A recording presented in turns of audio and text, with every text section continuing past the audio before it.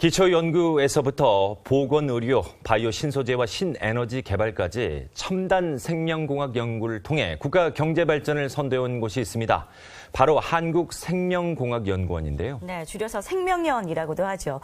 이곳에서 창조경제 실현을 위해서 어떤 역할과 지원들을 하고 있는지 한국생명공학연구원 오태광 원장과 함께 자세한 이야기 나눠보겠습니다. 안녕하십니까? 안녕하십니까? 자, 대한민국 미래의 먹거리를 얘기할 때요, 이 생명공학 빼놓을 수 없을 것 같습니다. 예. 생명공학의 중요성부터 한번 좀 짚어보죠. 예, 매우 중요합니다. 우선 세 가지 정도만 얘기를 드리겠습니다.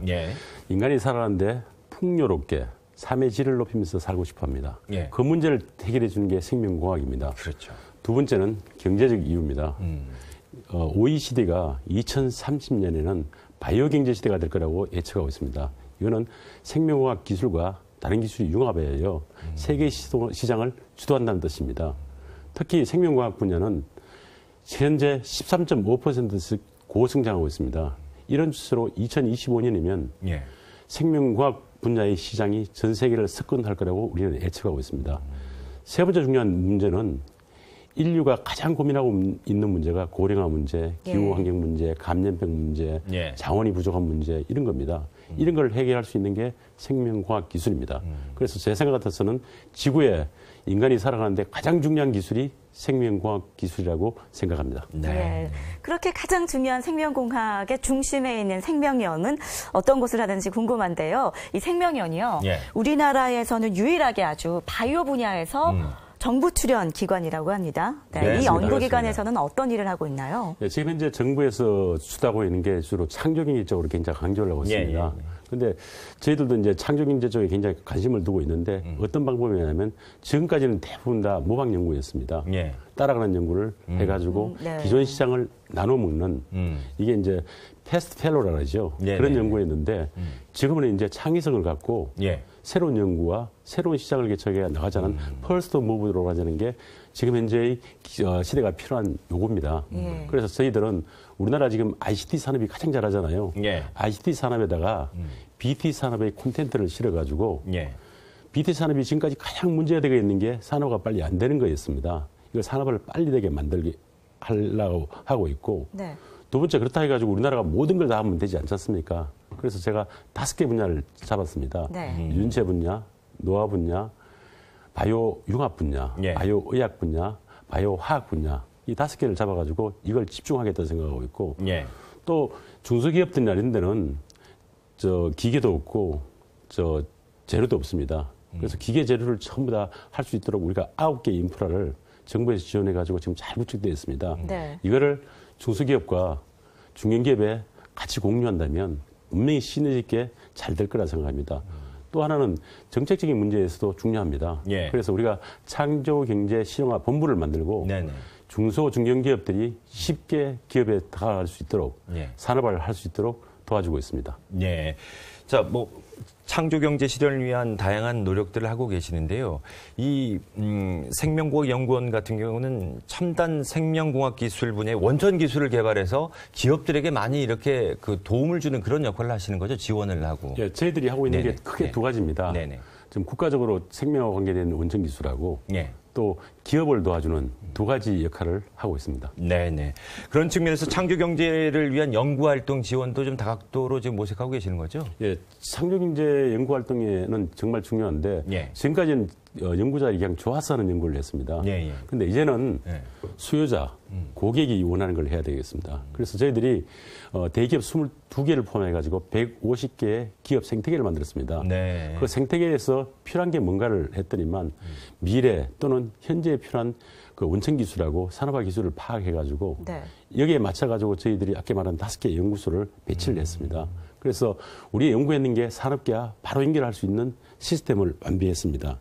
그리고 그 전문 연구소는 우리 연구소에서 가장 잘하는 팀들하고 외국에서 가장 잘하는 팀들을 유치했고 또 국내에서 가장 잘하는 팀을 유치했습니다. 그래서 외부에서 한 30개 팀을 구축해가지고 지금 현재 창조경제를 하고 있는 기술과 그들의 경험을 이용해가지고 빨리 가속해야 돼가지고 성과를 낼 수 있도록 준비하고 있습니다. 네, 그러시군요. 예, 그렇게 원천 기술을 잘 개발해서 아까 산업 기술과 산업계랑 연결한다고 말씀하셨는데 그게 곧 사업화시킨다 이렇게 이해할 수 있을까요? 네, 그렇게 말씀드릴 수 있습니다. 그동안에 혹시 사업화시킨 성과가 있으면 소개를 해주시죠. 예, 지금 현재 말씀드린 것처럼 초기에 우리가 연구를 한 방식이 연구자가 좋아서 하는 연구를 하다 보니까 아직 허점도 많았습니다. 그걸 기술 지원화 센터, 사업화 센터에서 심화시켜가지고 쉽게 이용할 수 있도록 만드는 후에 올해까지 한 260개 정도의 기술 이전을 했고, 그렇지만 아직 돈은 그렇게 많지는 않습니다. 한 160억 정도였는데 이렇게 해가지고 했는데 그 중에서 몇 가지 제가 조금 눈에 띌 만한 이야기를 말씀드리겠습니다. 만성 폐혈성 질환 치료제가 지금 현재 미국의 FDA에서 임상 2기가 있고 지금 현재 유방암이라는 위암에 대해서 치료할 수 있는 NK-셀이라는 게 있는데 이게 뭐냐면 암세포를 갖다가 우리 생체 내에 있는 다른 세포 가지고 죽이는 겁니다. 그래서 그것도 임상 2기에 있습니다. 이런 거는 정부에서 지속적으로 밀어줬기 때문에 되는 거고 이런 결과들이 많이 이루어지고 있습니다. 특히 저희 생명공학연구원에서 창업한 24개 벤처기업들이 있는데 그중에 8개가 코스닥 상장했습니다. 30%입니다. 근데 이런 우리의 경험을 갖다가 중소중견기업에다가 전파를 하게 되면 바이오산업 육성에도 큰 도움이 될 거라고 생각합니다. 지금 말씀하셨던 중소중견기업, 벤처기업들이요. 이 창조경제를 이끌고 갈 주역들이라고 할 수 있지 않습니까? 네, 맞습니다. 근데 어찌됐건 이분들에게는 다소 경험이 좀 미숙한 부분들이 있습니다. 이런 부분들을 그 단계적으로 좀 지원할 필요가 있을 것 같습니다. 어떻게 보십니까? 단계적으로 지원을 하고 있습니다. 아까 말씀드린 기업 생태계를 해가지고 그들의 수요를 파악해가지고 뭐 예를 들면 1센터 1기업 멘토링이라든지 그다음에 또 애로사항을 해결해 준다는 이런 걸 하다 보니까 느낀 게 기업의 규모에 따라서 다르게 지원해야겠다는 걸 갖다 느꼈습니다. 그래서 우리는 창업 보육하는 것부터 시작해가지고 테이크인 비즈라는 건 한 30억 정도 매출 내는 데까지 도와드리는 거하고 세 번째는 그 히든 챔피언이라 해가지고 요거는 한 100억 정도 매출 내는 거 필요하고 그다음에 글로벌 히든 챔피언이라 해가지고 한 300억 정도 되는 회사를 1000억 정도로 키우는 걸로 하고 있습니다. 그런데 이 중에서 가장 저는 중요하다고 생각한 게 글로벌 히든 챔피언입니다. 지금 이제 한 2개 기업에게 암비코젠이라는 회사하고 휴메딕스라는 회사를 하고 있는데 이런 회사들은 지금 현재 도와준 결과 전부 다 코스닥에 상장을 했고요.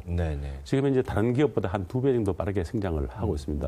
이분들한테 제가 이익금이 생기면 한 기업은 한 100억 정도 이익금이 생겼다고 합니다. 그거 하면 M&A를 하자 그러는데 우리나라 바이오들이 그런 게 M&A가 잘 안 돼서 그렇습니다. 크게 키워야 되지 않습니까? M&A를 하는데 제가 그 모델로 삼고 있는 데가 이스라엘의 테바라는 회사입니다. 1990년 후반기에 생겼는데 12개 벤처를 M&A를 해가지고 현재 세계 제약계 15위, 바이오제너릭 세계 1위입니다.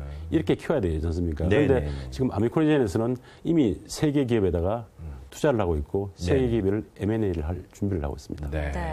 그런 지원들의 연장선상에 있는 게 아무래도 벤처를 잘 키우는 일일 것 같습니다. 이 바이오 분야 벤처를 잘 육성을 하고 또 좋은 기술은 또 지원도 해주고 이런 노력들은 어떻게 이루어지고 있나요? 지금 말씀드린 것처럼 우리 연구소에 있는 분들이 연구원들이 창업하기도 하고 외부에서 아이디어를 갖고 창업을 원하는 분도 있습니다. 그런 분들한테 우선 기술 가치 자기가 생각하는 게 얼마나 가치 있는가 파악을 하고 그다음에 지재권 특허를 어떻게 내야 될 건가 하고 그다음에 우리가 갖고 있는 요소 기술과 인프라를 이용해 가지고 제품화까지 하고 그 이후에는 우리가 투자를 받아주기도 하고 그다음에 시장 개척을 같이 하고 있습니다. 이를 위해서 저희 연구원에는 박사 학위를 받은 연구자 6명을 전담 요원으로 배치해 가지고 실제로 현장에서 지원하도록 하고 있습니다. 대부분 중소기업들은 출연료의 문턱이 높답니다. 우리는 그 문턱을 없앴습니다. 생명련에서는요, 내부에도 이렇게 벤처 양성을 위한 공간도 이렇게 마련하고 계시나요? 어떻습니까? 네, 맞습니다. 창업 보육센터라 해가지고 내부에 있다는 내부에서 키워드리고 있고 그분들한테는 아주 저렴한 비용으로 창업을 할 수 있게 도와드리고 있습니다. 네, 그렇군요.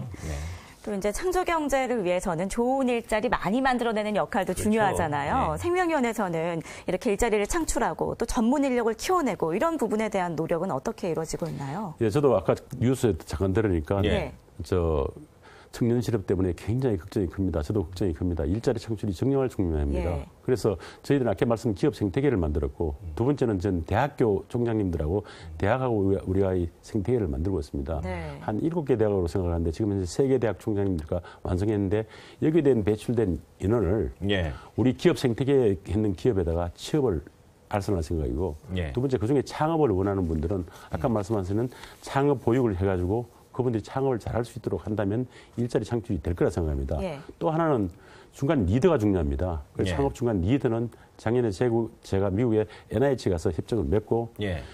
전국에 있는 산학연에 있는 20명을 지금 파견을 했습니다. 그분한테는 자기 전공 분야를 심화를 할 뿐만 아니라 그게 OTT라고 있는데 그게 기술 이전 센터입니다. 가서 기술 경영이나 기술 가치를 갖다가 공부할 수 있는 기회를 드립니다. 2년 후에 그분들이 우리나라에 들어오면 충분하게 창업 중간 리더 역할을 할 수 있을 거로 생각됩니다. 네. 일반인 입장, 일반 연구자 입장에서 보면은요, 가장 중요하게 생각한 게 아마도 개방성일 것 같습니다. 기술력 하나만 보고 개방적으로 지원해주는 그런 시스템도 굉장히 잘 갖춰져야 될 것 같습니다. 어떻게 지금 보십니까? 말씀드린 것처럼 아까 리더 하는 경우에는 생명연은 돈으로 하고 오블리게이션이 없습니다. 그분들은 갖다 써 2년 후에 자유롭게 자기가 창업도 하고 교수도 되고 기업도 갈 수 있게 시스템을 개방적으로 만들었습니다. 네, 그렇군요. 자, 뭐 지금 여러 얘기들 많이 해주셨는데요. 연구소 기업 활성화 등을 통해서 성과가 다양했지 않습니까? 주요 성과를 좀 간략하게 좀 정리해 주시죠. 말씀드린 것처럼 전문 연구소를 세계 최고 기관과 하다 보니까 빠른 시간 내에 좋은 결과를 내고 있습니다. 원천 기술이 구정 중요한데 그중에 원래 순수하게 우리 연구팀으로 셀지가 지금 현재 바이오 중에 제일 좋은 높은 저널입니다. 그게 실었는데 그게 나오는 연구 결과도 암이 생성되는 거하고 저산과의 관계를 갖다가 세계 최초로 규명했고 이건 산업적 가치도 상당히 클 거라 생각합니다. 후속으로 사이언스에 나왔고 다음 달에는 또 네이처에 나옵니다. 이렇게 빠른 시간에 좋은 성과가 많이 이루어지고 바이오텍 분야에 저희들이 자랑드리고 싶은 게 연구원 기업을 만들었습니다. IT 하시는 반도체 하시는 분하고 우리 BT에 정밀한 단백질 하시는 분이 모여가지고 기업을 만들고 그 기업이 진단 키트를 만들어가 지금 현재 미국하고 유럽에 수출해가 5,700만 불의 수출을 갖다가 달성을 했습니다. 이거는 창조경제에서 가장 중요하게 얘기는 IT하고 BT에 융합된 좋은 애라고 생각합니다. 네. 그렇게 세계에서 좀 저명한 그런 기술제 우리 이름이 올라가는 것도 참 중요할 것 같은데 그런 식으로 세계가 좀 주목할 수 있도록 우리 경쟁력을 글로벌 경쟁력 갖추려면 어떤 노력을 해야 될까요? 지금 말씀드린 것처럼 저희 연구원만 하면 되는 게 아니고 기업분이라든지 대학분들이 일심혼체로 같이 해야 될 것 같습니다. 그래서 제가 아까 말씀드린 기업 생태계, 대학가의 생태계 이런 걸 같이 모아가지고 또 우리 출연진들끼리 같이 협력해가지고 한 팀이 돼가 이루어진다면 뭐 세상에 나가서 무서울 게 없다고 생각합니다. 네, 알겠습니다. 우리의 미래 먹을거리를 위한 원천 기술 앞으로도 많이 좀 개발해 주시길 바라겠습니다. 지금까지 한국생명공학연구원 오태광 원장과 함께 얘기 나눠봤습니다. 오늘 말씀 고맙습니다. 네, 감사합니다.